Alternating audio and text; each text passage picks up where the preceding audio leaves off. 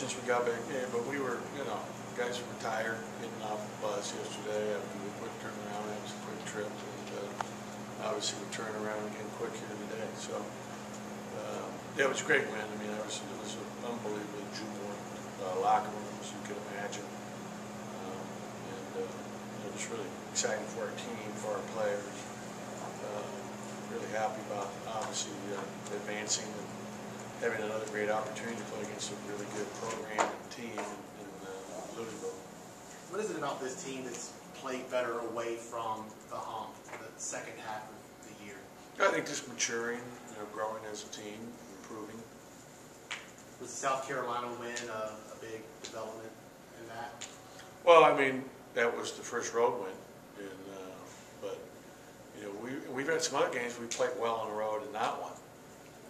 So I think we're improving and developing as a team. That's been good.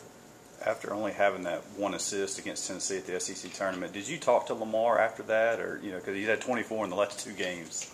I think it was something that everybody picked up on, but I had no specific conversation with him about that. It was just disappointed that our whole team could only have one. In honesty and fairness to him, he had a couple good passes where guys didn't make shots, including with 4 seconds to go, a wide open 3 to win the game. But there were other shots, off out of bounds plays.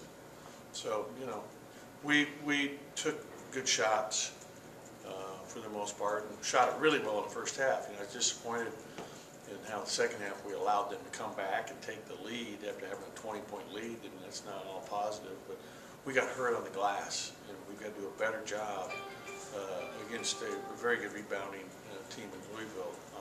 Keep them off the offensive rebound. We're doing a good job defending the first shot, but then they're getting too many second shots and second shots for putbacks. And Baylor's good, Maston was a very good player, and he really took it to us, especially in the second half yesterday, and he's a great player. I mean, they had 4 seniors that scored, 68 points, guys that were playing in their last game and trying to make sure it wasn't going to be their last game. And hadn't really, I guess, a lot of time to look at Louisville, but what's kind of your impressions of them? Well, they're very good. I mean, you look at them, first of all, Adele is a really good player, 22, very versatile, their leading scorer. He can shoot it. He's very good off the dribble at beating you. Has great length and athleticism, and he's an outstanding passer. He really passes the ball well. Does a really nice job penetrating and then dumping off to their bigs or lobbing it to them. And he's a very good passer. Spalding is a very difficult matchup because he's 6'10", but he can step out, play away from the basket. He scores around the basket. He's got great length. He's long. Very good in the low post, so he'll be a matchup issue. He's a good player. I think King is an outstanding guard. At 6'6", he's a matchup issue because he plays the off guard a lot. He'll play some small forward. And then Snyder shooting 46-48% from 3. And they had this kid McMahon who had 4 threes against Middle Tennessee yesterday, who's a very good shooter. So they've got really good personnel. Mahmoud is the leading shot blocker in the ACC, and he didn't even start yesterday. They played smaller with Sutton at 4, number 24. So they've got a number of players. Perry is explosive coming off the bench in the backcourt, really good wing point guard, backup point. I mean, they've got guys. They got a couple of guys who are really good at blocking shots, including Spalding too. Does that change anything that you guys do offensively? No, I mean, we've had plenty of good shot blocking teams in this league too. Speaking of Texas A&M, who had a great win yesterday and has advanced to the Sweet 16. So, yeah, I mean, our one thing about playing the SEC, it prepares you for anything else you're going to see in other opponents because our league is proving out to be what I've said it was all year. It's the best league in the country, top to bottom. Speaking of the SEC, when you first came here, did you expect this sort of, or did you anticipate this? I did. I thought that they were really making an effort to try to fortify men's basketball, and with some of the hires they made, starting with the commissioner, who was a basketball guy. I mean, he was a basketball coach in upstate New York, and he hired Mike Tranghese, who is one of the top people in the history of college basketball in understanding. Mike went out and hired Dan Leibowitz and Mark Whitehead, and so there's been a much greater emphasis. And, the league, continue, like you look at our league as it's hired a couple of new coaches. I mean, this league, it doesn't get any better coached than this league anywhere in the country. So, there's a great emphasis. And it's exciting because you're going to see, I don't think just this year is going to be a one-time deal where you're going to have 8 teams coming out of this league. I think that's going to be something that will be looked upon as being, pretty normal here in the near future. What do you think about the 2 recent hires at Ole Miss and at Georgia? Yeah, both good hires. Especially because both those guys could have had other options to most likely go other places beyond the SEC too. Yeah, I can't speak to that, but I just know they're both very good coaches. How difficult a scout is this with all the travel involved and just a short span of time that you have to do it and then also relay it to the players? Yeah, I wish there was an extra day in between. It's always better to have more time to prepare.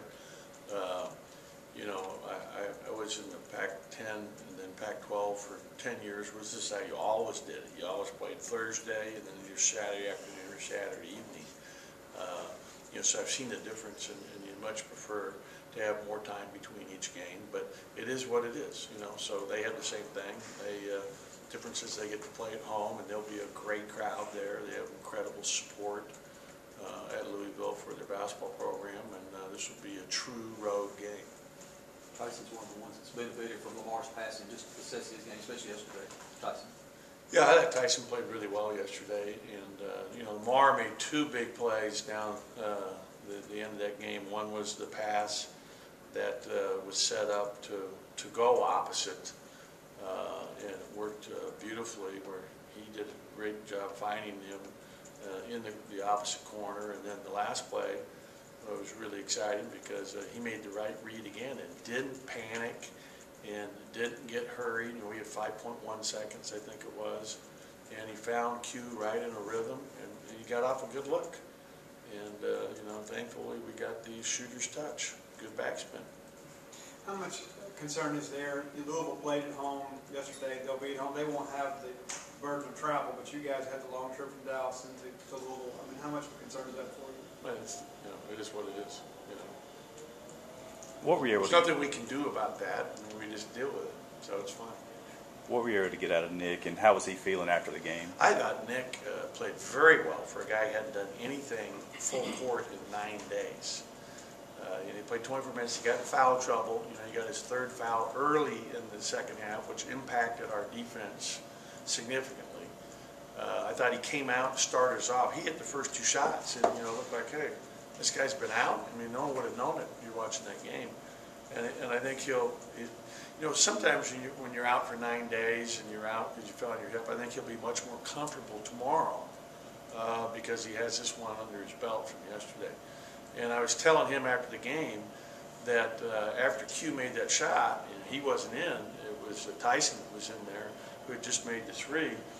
As soon as Q made it, if you go watch the film, right away those 2 connect and they do a chest bump in the air. I'm telling you, Nick, after he did that, he jumped up again. I'm telling you, he must have been about 3 feet in the air.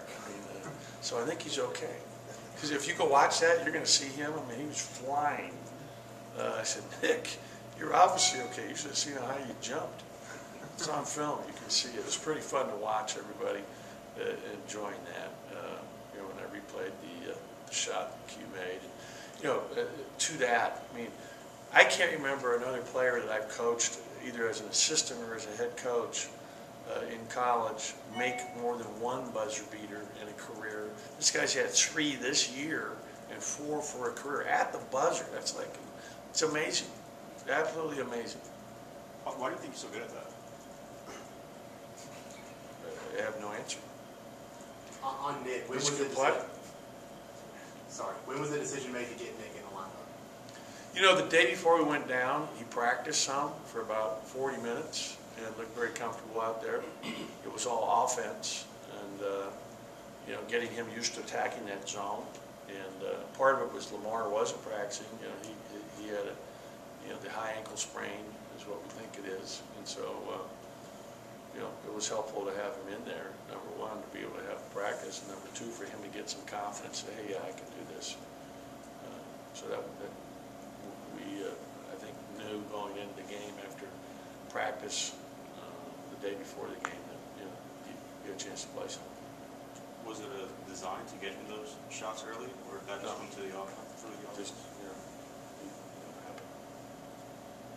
Eric Coleman had 7 points, I think, in the last 2 minutes, and then a big block. How would you kind of characterize his play down the stretch when you actually had to have it? Yeah, he did a good job, but we had to have it earlier too when we weren't guarding number 31 and he was scoring every time. So you always have to have it. With Stapleton, he plays really well, shoots the ball really well in the first half, and brings up the tech. How do you coach a guy like that, where it's like he gives you a lot, but then you know he has those sort of mental? Yeah, it's tough because the Tech was a turning point that went against us. That was a momentum changer that we didn't need, and you know, so that was a tough break. You know, and pick up your 4th foul, and he limits his opportunity to play. So it's just not, you know, you'd hope by now he'd be learning from those mistakes. How do you get him to not do those mistakes? Well, it's March. What is it today? 18, 19, 20? We keep trying. We keep trying. Is that it? Okay.